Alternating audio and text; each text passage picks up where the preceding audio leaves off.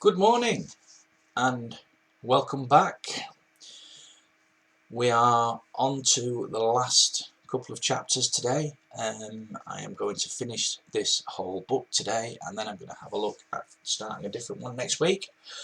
If people would like to keep on looking at the videos, that's the playlist and we'll have a look at the next book. So we are on chapter 18, and if we remember where we were yesterday, Hiccup was in the dragon's throat and the spear had just snapped that was holding him to the side, and we don't know quite what was going to happen.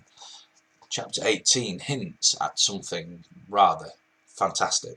Chapter 18 is called The Extraordinary Bravery of Toothless. And that would have been the end of Hiccup if it had not been for the extraordinary bravery of a certain Toothless daydream. Toothless, if you remember, had refused to join in the battle at Death's Head headland. He was intending to fly off somewhere down the coast a bit and lie low till all was safe again, but he stayed at the highest point for a while, terrorising birds and rabbits. He must have been having a lovely time doing this, for he did not hear the approach of Stoic and the entire tribes of the hooligans and the meatheads until Stoic grabbed him around the neck. "Where is my son?" asked Stoic. Toothless shrugged his shoulders quite rudely.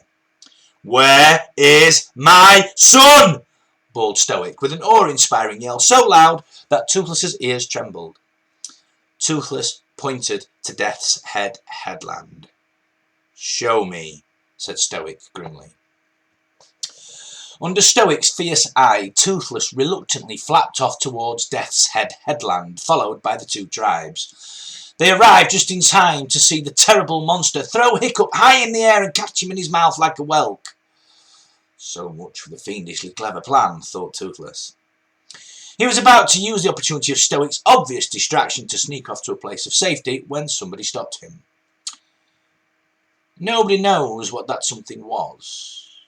It was a moment which changed the whole world view of the hooligan tribe. For centuries, we had believed it was impossible for dragons to consider a selfless thought or a generous action.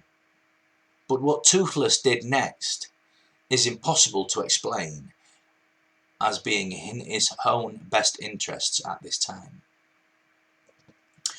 All his fellow domestic dragons were now flying somewhere over the inner ocean. As soon as they heard Fireworm's cry of "Desert!" those who were hiding in caves or between crevices or crouched in the ferns rose up in a great swarm and abandoned their former masters as fast as their wings could carry them. The wild dragons from Wild Dragon Cliff had left hours before. But something kept Toothless from flying over them. Maybe it was Stoic's heart-rendingly powerless cry of "No!" that caused him to pause. Or maybe somewhere in that self-centered green dragon heart of his, he really was fond of Hiccup and grateful for the hours that he had spent looking after him, not shouting at him, telling him jokes and giving him the biggest and juiciest lobsters. "Dragons are selfish," argued Toothless to himself. "Dragons are heartless and have no mercy. That's what makes us survivors." Nonetheless, something made him turn right around. And something made him fold his wings back and fly like a dragon blur to the great monster on the cliff tops, which really was not in Toothless's best interest, as I said before. Toothless flew right up the monster's left nostril and started flying up and down the inside of his nose, tickling it with his wings. The sea dragon lunged up and down, wrinkling his nose like crazy and bellowing. The creature stuck his great talon up his nose in a disgusting fashion and tried to winkle out the tickling flea that was irritating. Toothless didn't quite get out of the way of the talon in time, and it scratched him on the chest. He hardly felt it, though. He was so excited, and carried on tickling regardless, dodging the probing dragon claw. Continued the sea dragon. Meanwhile, Hiccup was being thrown this way and that inside the dragon's throat as it shook its head from side to side. He was trying desperately to hang on to the spear, which was in danger of becoming dislodged any second. "Achoo! Blah!" The dragon finally sneezed, and Hiccup, the spear, Toothless, and a great deal of perfectly revolting snot was scattered over the surrounding countryside. Toothless remembered, as he was shooting through the air, that boys can't fly. He folded his wings and dived after Hiccup, who was rapidly heading towards the ground. Toothless grabbed hold of Hiccup by the arm and tried to take his weight. Dragon's talons are extraordinarily strong, and he was able to break Hiccup's fall, not entirely, but enough so that when Hiccup crashed into the heather, he was travelling reasonably slowly. Stoic came plunging frantically through the glass. He picked up his son and faced the monster, holding his shield over Hiccup's unconscious body. Toothless hid behind Stoic. The Green Death had recovered from his sneezing fit. He shuffled forwards, bleeding horribly from fatal wounds to his chest and throat. He lowered his terrible head till it was on a level with the cliff top, and his evil yellow eyes looked straight at Stoic. "It's time to die for all of us," purred the Green Death. "You can't save his life now, you know. You are quite helpless.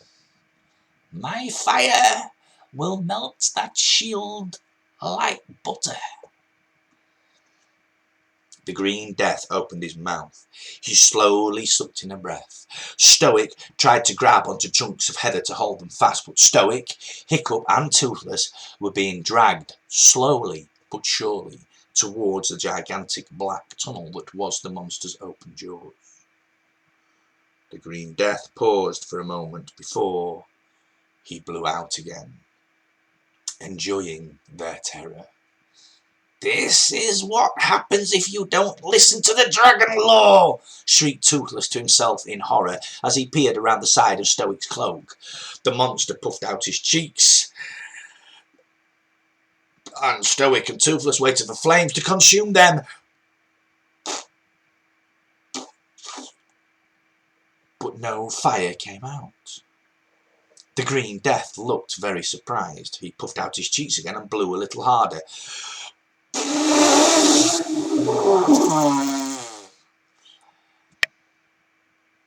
And again, no fire. He tried once more.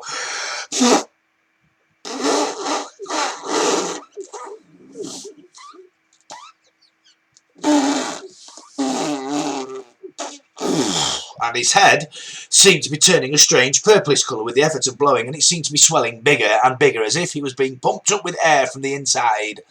The monster had no idea what was happening. He thrashed around wildly, and his eyes bulged larger and larger and larger and larger, until with a bang that could be heard in every direction, the Green Death blew up right in front of their eyes.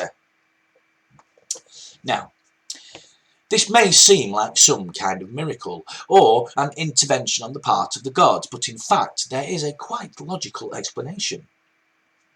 You see, when Hiccup was hanging in the sea dragon's throat, desperately preaching, "I need to live, I need to live, I need to live, I need to live," to himself he had taken off his helmet and had plugged the horns as hard as he could into the fire holes. It was a perfect fit. So, when the dragon tried to use his fire, the blockage caused a build-up of pressure that eventually grew so great that the Green Death simply exploded. Now, there were pieces of dragon flying in all directions. Stoic and Toothless were incredibly lucky not to get hit by anything, standing as close to the explosion as they were, but a single burning dragon tooth, 8 feet long, which was one of the monster's smaller ones, exploded straight towards Hiccup. The boy had been dragged out from the shelter of Stoic's shield by the intake of the monster's breath and was now lying on the ground a couple of feet in front of Stoic and Toothless, completely exposed. Stoic caught the movement of the tooth out of the corner of his eye and flung himself and his shield forward. Only a Viking could have got there in time. Shooting woodcock with a bow and arrow develops very, very quick reflexes. So, Stoic's shield did save Hiccup's life after all. If it had not been there, the tooth would have impaled Hiccup like a prawn on a barbecue stick. As it was, it buried itself deep, deep, deep into the bronze centre of the shield and quivered there, blazing with green-edged dragon flames. Stoic lifted the shield, terrified that the tooth might have pierced through to his son. But Hiccup was unharmed. His eyes were open, and he was listening for something. He was listening for a strange sound that seemed to be coming from the flaming tooth itself. It was the sound of wheezy, echoing singing, like the wind blowing through coral caves. And it went something like this. I tell the mighty big blue whale his life is over soon. With one swish of this armoured tail I put out the sun and the moon. The winds and gales are quivering when I begin to roar. The waves themselves are shivering and trembling back to the shore. Listen, listen, said Hiccup happily, just before he passed out. The supper is singing.